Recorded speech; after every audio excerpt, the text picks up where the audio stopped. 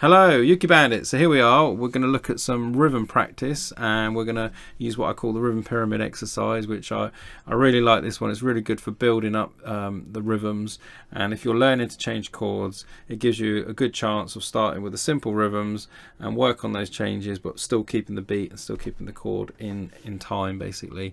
So the first thing to do is look at that. If we look at the first one, now these are musical symbols. So the first one, it says whole. It's right at the top above my head here, and it's got one line that represents one strum, and this 4/4 means that there's 4 beats in every bar. Most music you learn will be in 4/4. Most music will have 4 beats in every bar. And I'll give you an example. If I was to play C chord, 1, 2, 3, 4, and then change to an F, 3, 4, then back to the C, 2, 3, 4. That's me playing a bar of C, a bar of F, a bar of C, a bar of F. And that's going to be the sort of thing that you'll be learning to start with. Most songs will be based on that. So if you're learning to change your chords and you're finding it tricky to do the strumming and the changing, then that is the rhythm that you want. Just one strum, 1, 2, but to count the beat and know where the chord comes in. So the chord comes in on the next bar on the first beat. So if I go 1, 2, 3, 4, it gives, you can see there I've got plenty of time to then get to that F chord, and you can make this as slow as you want when you're practicing. 1, 2, 3, 4, 1, 2, 3, 4. And the idea is to keep the beat, or count the beat, so that you're playing that first strum in time where it should be. And if you do that from C to F to G, the chords, the first few chords that you're learning, that's going to equip you very well for playing along with a lot of songs. So there you go, that's the first rhythm. That's our whole beat strum, and that strum lasts for the whole bar of 4 beats. If we look at the next one, I'll move this up above my head. We've got the half beat, which lasts for 2 beats, which is basically a half a bar.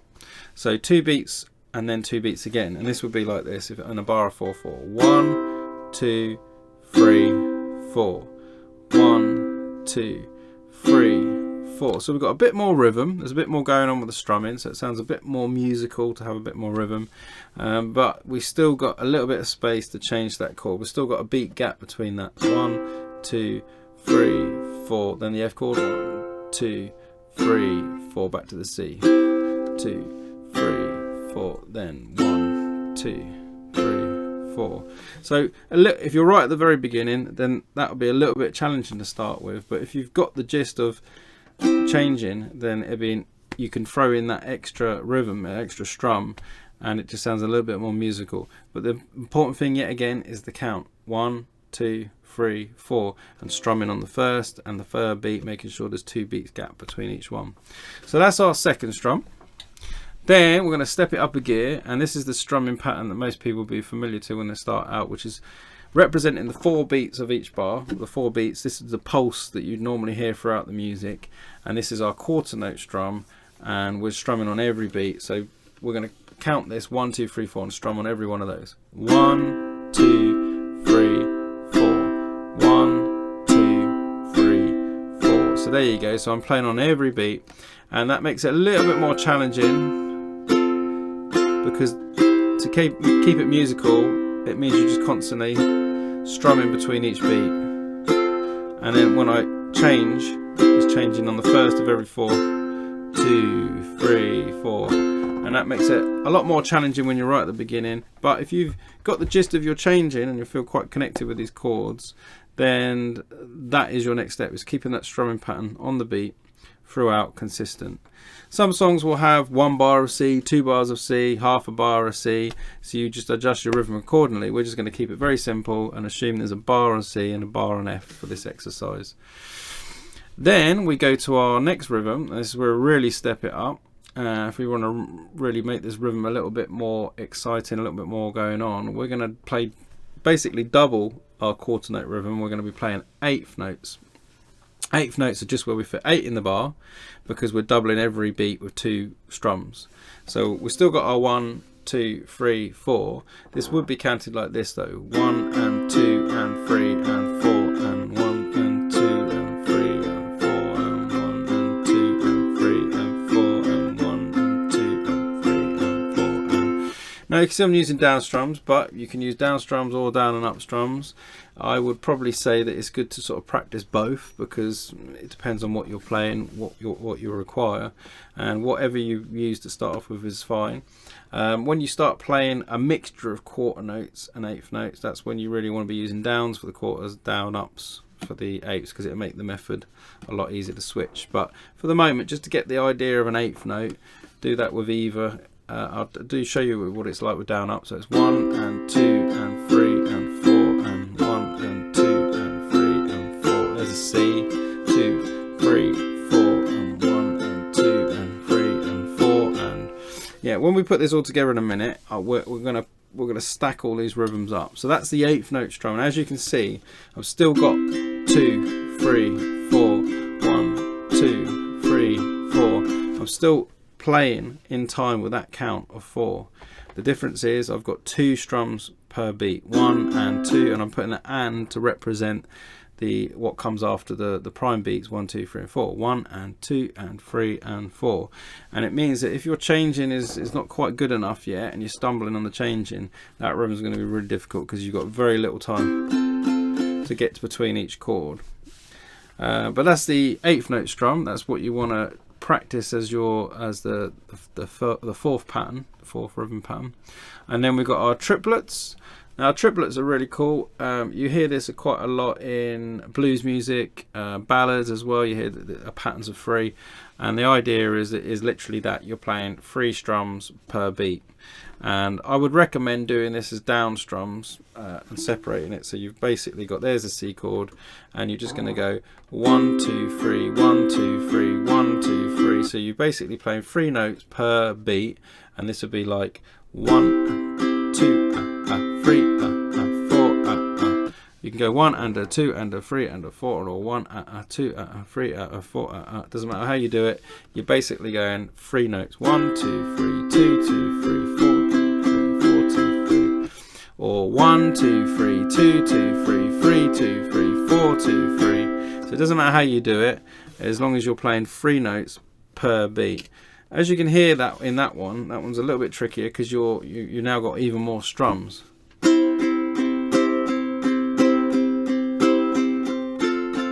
That's me going between C and F.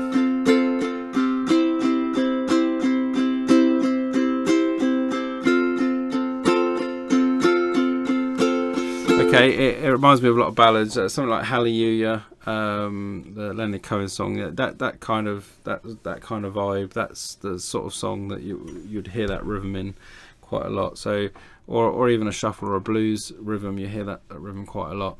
So triplets are quite nice, but yet again a little bit challenging if you've not got your changes down.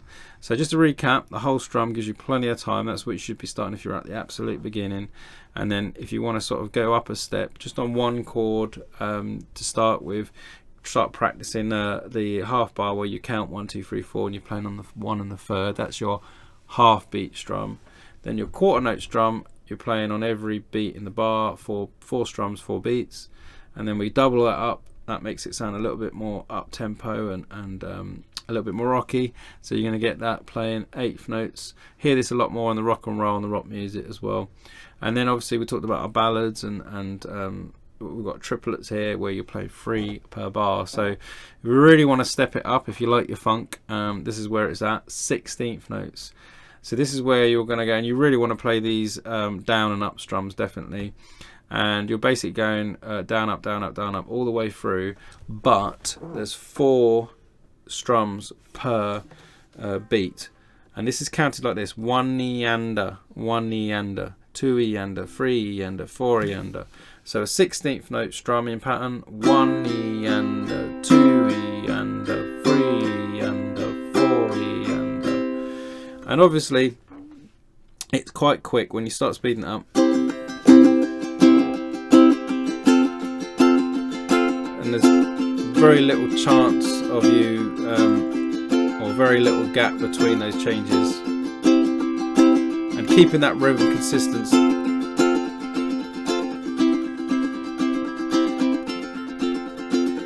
You hear that a lot in really sort of like up-tempo music, dance, funk, that sort of thing.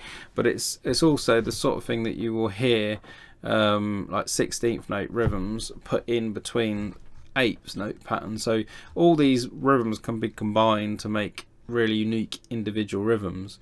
But when you're learning the basics, you want to be able to count to 4. That's really important, count to 4, and then be able to play on each of those 4 beats, and then you'll be able to play the various rhythms that work around those beats. So if we go the easy route, it's whole and half, and then quarter, and as you start stepping it up, it'd be your 8ths and triplets, and then at the higher level, it'd be putting those 16ths. Now what I'm going to do is I'm going to put them all together while counting the 4 beats, and what I'm going to probably do is I'm going to shrink me so you can see it a little bit more, and I'll shrink this a little bit more.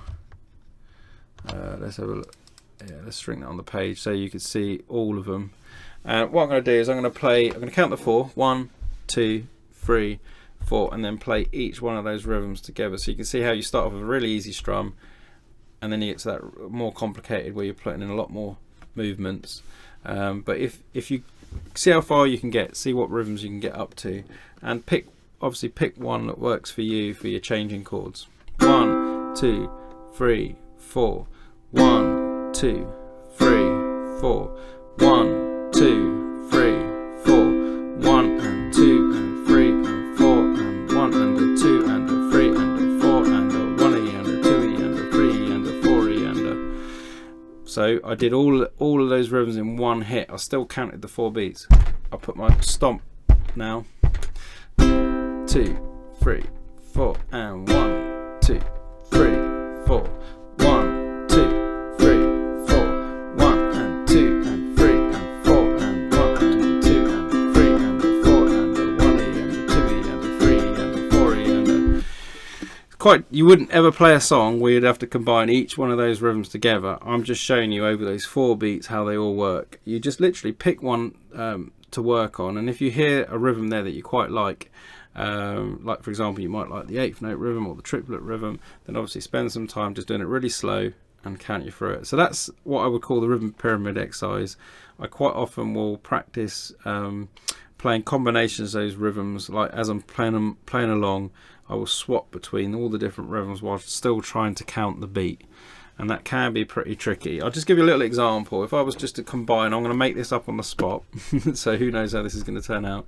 But I'm literally just going to count the 4, and then I'm going to vary my rhythms, just throwing in those different ones as I go along, just to show you what the sort of thing I would practice.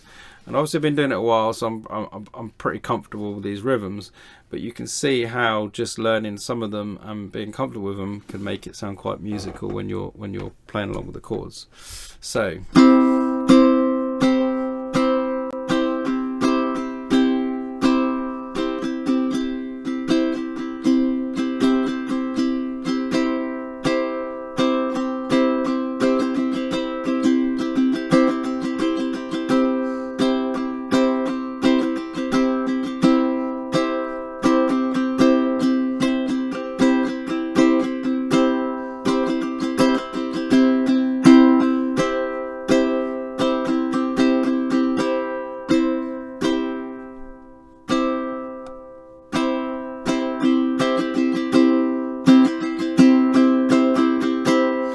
okay, so in my head I'm just going 1, 2, 1E and a 2 and a 3 and 1 and a 2E and a 3 and a 1 and 2 and I'm kind of I'm saying it as I'm playing it.